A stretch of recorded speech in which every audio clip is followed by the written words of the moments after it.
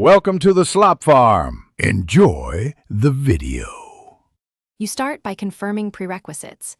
Make sure Roblox servers are not undergoing maintenance and your account is in good standing. Once done, restart your router and the device you use to play. This clears transient network issues. Next, flush DNS and clear temporary files so stale routes don't persist. If possible, switch to a wired connection or another network to isolate whether the problem is local or ISP related. This first triage narrows the likely causes quickly. Once basic checks finish, you move into advanced network fixes that actually resolve many 524 cases. Change your DNS to 1, 1, 1, 1 or 8, 8, 8, 8 and set static DNS on your device so name resolution is consistent.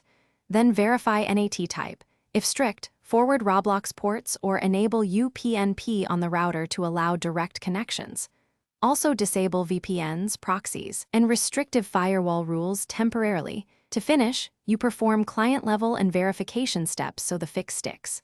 Uninstall and reinstall the Roblox client, removing leftover config files and registry entries to eliminate corrupted settings.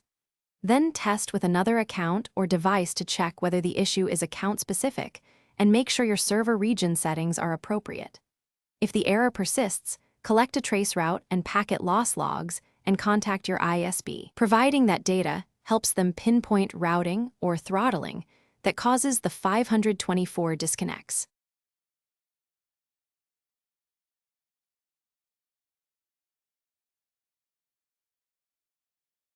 Thanks for watching.